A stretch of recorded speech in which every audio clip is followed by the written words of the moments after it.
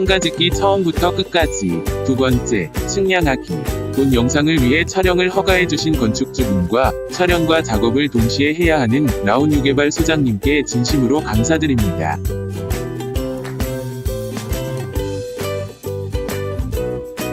그럼 시작해 볼까요? 이곳이 바로 우리가 집을 지을 대지입니다. 아주 평탄하고 땅이 이쁘게 생겼죠. 시공하기에 아주 좋은 땅인 것 같습니다. 건축주분이 아주 좋은 땅을 구매한 것 같습니다. 그런데 우리가 지을 땅 바로 옆에 건물이 하나가 있습니다. 혹시 모르기 때문에 옆 건물과 우리 땅의 경계를 정확하게 확인을 해야 할 것 같습니다. 가끔 대지 경계로 인한 분쟁이 자주 발생합니다.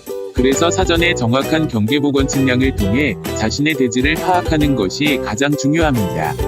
예를 통해 어떻게 분쟁이 발생하는지 잠깐 보고 가겠습니다. 우리 대지 옆 건물에는 담장이 있습니다. 당연히 담장을 기준으로 대지 경계를 했을 거라 생각했지만 혹시 몰라 경계복원 측량을 했습니다. 만약 담장 아니라고 해도 여유부지가 있다면 간단하게 해결을 할 수 있겠지만 이것처럼 대지 경계가 건물과 겹치는 경우에는 이웃집과 큰 분쟁이 발생할 수 있습니다. 이로 인해 막대한 물적, 정신적 피해를 입게 되는 것입니다.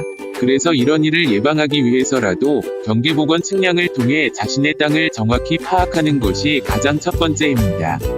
그럼 경계복원 측량은 어떻게 해야 할까요? 그리고 어떤 의미를 가지고 있는지 알아보고 가도록 하겠습니다. 경계복원 측량이란 지적도상에 등록된 경계를 지표상에 복원하는 측량을 말하는데, 도면에 등록된 토지의 모양과 크기가 실제 토지에서 얼마만큼인지 정확하게 확인해주는 측량을 말합니다.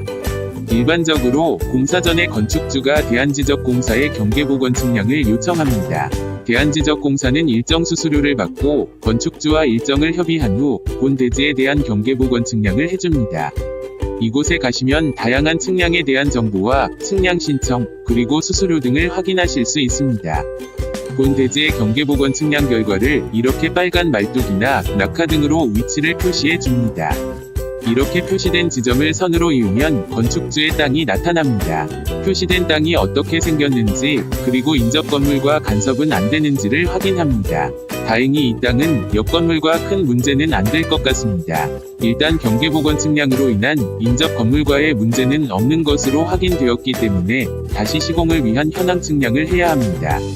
현황 측량을 해야 하는 이유는 본 대지에 지어질 건물의 기초 위치를 정확하게 파악하고 지형의 높낮이를 확인하여 터파기 물량 등을 산출하기 위함입니다.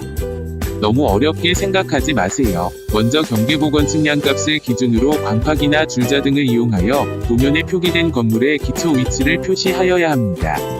이때 기존 대지 경계선을 기준으로 일정 거리를 두어야 하므로 도면과 일치하는지를 잘 파악해야 합니다.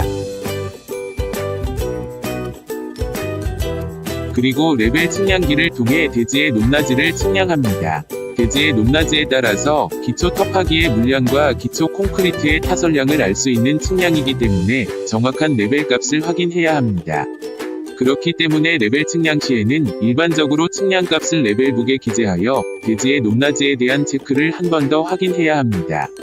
그럼 측량을 해볼까요? 인도를 기준으로 지형의 높낮이를 확인합니다. 어떤 쪽은 높고 어떤 쪽은 낮고 지형은 평탄하지 않기 때문에 현황 측량을 통해 지형의 높낮이를 잘 확인해야 합니다. 이렇게 나온 값을 가지고 기초 저면을 확인하고 터파기의 물량도 파악을 하게 됩니다.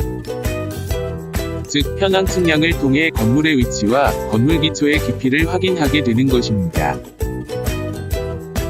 이제는 측량에 대해 조금은 이해가 되십니까?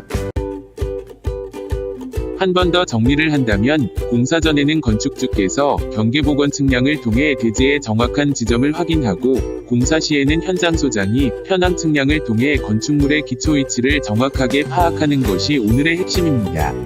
오늘은 상가짓기 처음부터 끝까지 중 측량에 대해 알아보았습니다. 다음 시간에는 터파기와 버림 콘크리트에 대해 알아보도록 하겠습니다. 건설이 쉬워진다. 지하콘과 라온유개발이 함께합니다.